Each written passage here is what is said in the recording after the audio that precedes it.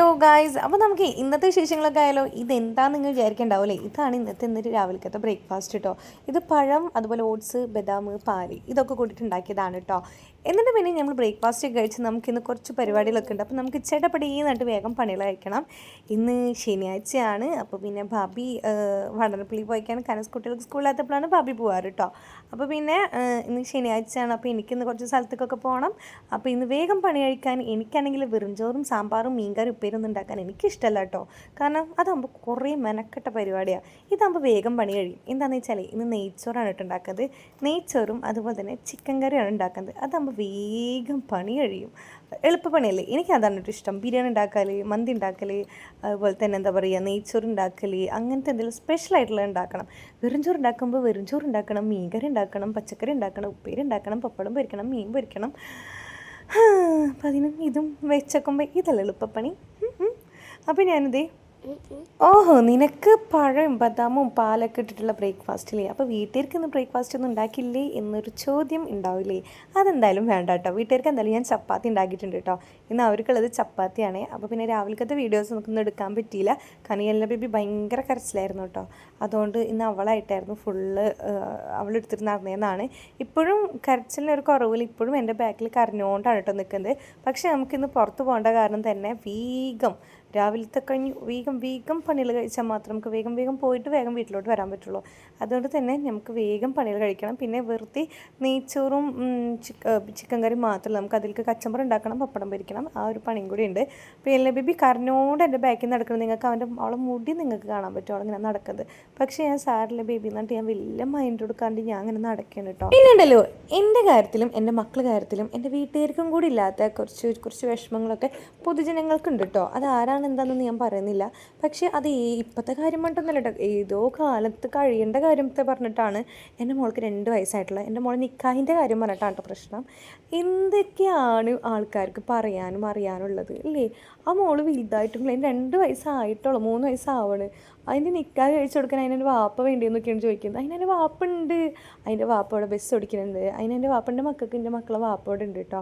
അതുകൊണ്ട് പിന്നെ ആ ഒരു വിഷമം ആർക്കും വേണ്ട.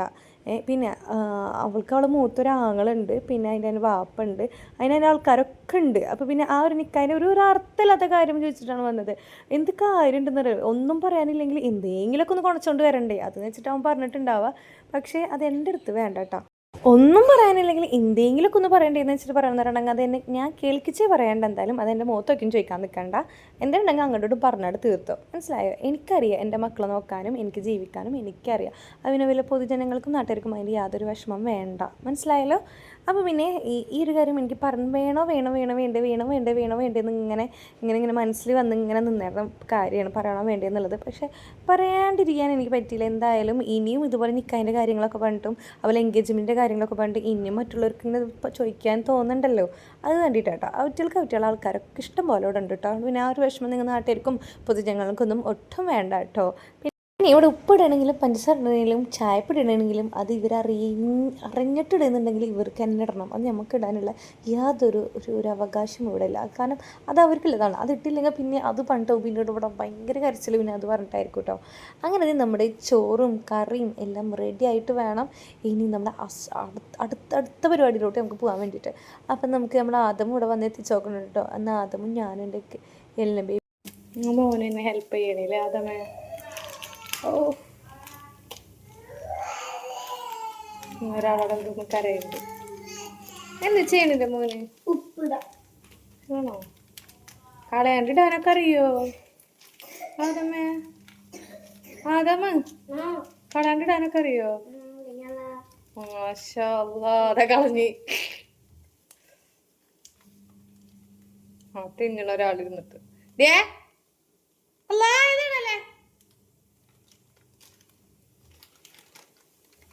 വേറെ പാത്രത്തിൽ ഇട്ടോ. നിന്നെ മോള് ഇതിൽ കിട്ടോ, ഈ കപ്പിൽ കിട്ടോ, ഇതിൽ കിട്ടോടി. Good boy. Thank you. മോൻ സൂപ്പറാണല്ലോ. ഇന്നലത്തെ തിന്നോണ്ടോ.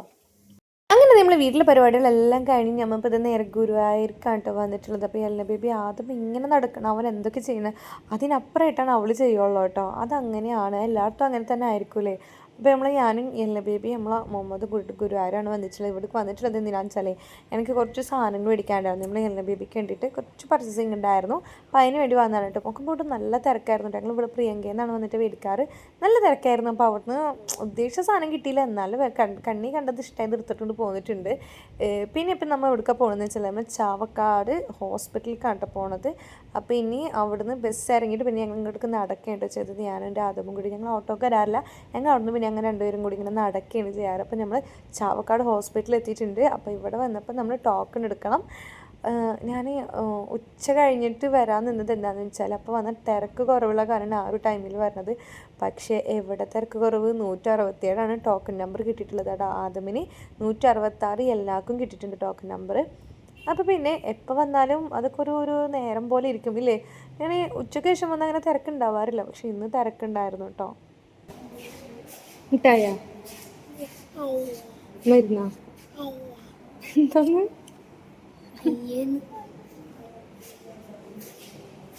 നമ്മുടെ എല്ലാ ബേബിക്ക് എംബുലൻസ് ചെയ്യാണ്ടായിരുന്നു, അത് ചെയ്തു. പിന്നെ രണ്ടുപേർക്കും മെഡിസിനൊക്കെ എഴുതിയിട്ടുണ്ടായിരുന്നു, അതെല്ലാം മേടിച്ച് ഞങ്ങൾ നേരെ പോയത് ബർഗർ ഹബിലാണ് കേട്ടോ. അപ്പോൾ ഇവിടേക്ക് വരാൻ നല്ലൊരു ആഗ്രഹം ഉണ്ടായിരുന്നു. കാരണം എപ്പോഴും വിചാരിക്കും ഇവിടേക്ക് കയറണം എന്ന്. പക്ഷേ കയറാൻ പറ്റിയിട്ടുണ്ടായിരുന്നില്ല ഗൈസ്. അത് ഇന്നാണ് പറ്റിയത്. ഭയങ്കര വിശപ്പുണ്ടായിരുന്നു എന്ന് പറഞ്ഞാൽ ഭയങ്കര വിശപ്പുണ്ടായിരുന്നു, എന്താണെന്നറിയില്ല.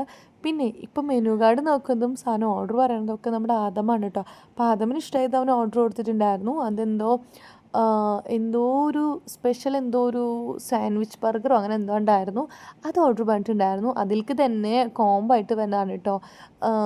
മറ്റേ ഫ്രഞ്ച് ഫ്രൈസ് ഉണ്ടായിരുന്നു, അതുപോലെ തന്നെ നമ്മൾ ലൈം ഉണ്ടായിരുന്നു, പിന്നെ ഈ ഒരു ഇതും പിന്നെ കെച്ചപ്പും ഒക്കെ ഉണ്ടായിരുന്നു കേട്ടോ. അപ്പോൾ എല്ല ബേബി നല്ല ഉറക്കമായിരുന്നു കേട്ടോ. ഞാൻ കുറേ വിളിച്ചു നോക്കി അവൾ, പക്ഷെ അവൾ നോ രക്ഷ, എണീക്കൊന്നുമില്ല ഗൈസ്. കുറേ നോക്കി പക്ഷെ ഒട്ടും എണീക്കണില്ല. പക്ഷേ ഞാനത് എണീക്കാൻ കാത്തൊന്നുമില്ല, ഞാൻ കഴിക്കൽ തുടങ്ങി കേട്ടോ. നല്ല ടേസ്റ്റായിരുന്നു, എനിക്ക് ഭയങ്കരമായിട്ട് ഇഷ്ടമായി. സൂപ്പർ ടേസ്റ്റായിരുന്നു. ഞാൻ വെറുതെ പറയുന്നില്ല ഗൈസ്, അടിപൊളി സാധനം അമ്പോ. അപ്പോൾ എനിക്കായിട്ട് ഭയങ്കരമായിട്ട് ഇഷ്ടമായിട്ടോ. അപ്പോൾ ഞങ്ങൾ അതൊക്കെ കഴിച്ചു. അപ്പോൾ നമ്മുടെ ആദമ് എല്ല ബേബി തീരെ ഉണ്ടെങ്കിൽ ആദമ് ഇത് വേറൊരു ബർഗർ പറഞ്ഞിട്ടുണ്ടായിരുന്നു, അങ്ങനെ അതും വന്ന്. അപ്പോൾ അതും ഞങ്ങൾ കഴിച്ച്, ഞങ്ങളെല്ലാവരും കഴിച്ചു കഴിഞ്ഞ് എല്ല ബേബി എണീക്കുകയും ചെയ്തു കേട്ടോ അതിൻ്റെ ഇടയിൽ. അപ്പോൾ എല്ലാ ബേബിയും കഴിച്ചു, ഞങ്ങൾ എല്ലാവരും കഴിഞ്ഞു. അവിടുന്ന് ഹാപ്പി ആയിട്ട് ഇറങ്ങിയിട്ട് ബസ്സിന് വേണ്ടി വെയിറ്റ് ചെയ്ത് നിൽക്കുകയാണ് കേട്ടോ. ഒക്കെ കുന്നംകുളം ബസ്സാണ് കേട്ടോ, ഒന്നും നമ്മൾ കൊടുങ്ങല്ലൂർക്കുള്ള ബസ് ഒന്നും കാണുന്നില്ല. ഒരു 10-15 മിനിറ്റ് നമ്മൾ ഇവിടെ വന്നിട്ട് വെയിറ്റ് ചെയ്തിട്ടുണ്ടാവും കേട്ടോ. ഒരു 10-20 മിനിറ്റ് നമ്മൾ ബർഗറിന് വേണ്ടിയിട്ട് അവിടെ വെയിറ്റ് ചെയ്തിട്ടുണ്ടാവും കേട്ടോ. അത്യാവശ്യം ഒന്ന് വെയിറ്റിങ് നല്ലോണം ഉണ്ടായിരുന്നു. അങ്ങനെ നമ്മൾ വീട്ടിലെത്തുമ്പോൾ അത്യാവശ്യം ടൈമായിട്ട് 7 മണി 7:30 ആയിട്ടുണ്ട് കേട്ടോ വീട്ടിലെത്തുമ്പോൾ. പിന്നെ ഞാൻ രാത്രിക്കത്തെ ഫുഡ് ഇന്ന് നെയ്ച്ചോറും ചിക്കൻ പൊരിച്ചതാണ് കേട്ടോ. അപ്പോൾ അതൊക്കെ കഴിച്ച് നമുക്ക് അടിപൊളിയായിട്ട് സുഖമായിട്ട് ഗുഡ് നൈറ്റും വന്ന് കിടന്നുറങ്ങാം. അപ്പോൾ ഇതാണ് ഇന്നത്തെ ദിവസം കേട്ടോ. അപ്പോൾ എല്ലാവർക്കും ഇഷ്ടമായി സബ്സ്ക്രൈബ് ചെയ്യാൻ മറക്കരുത്. മറ്റൊരു വീഡിയോ കാണുന്നവരേക്കും ബൈ.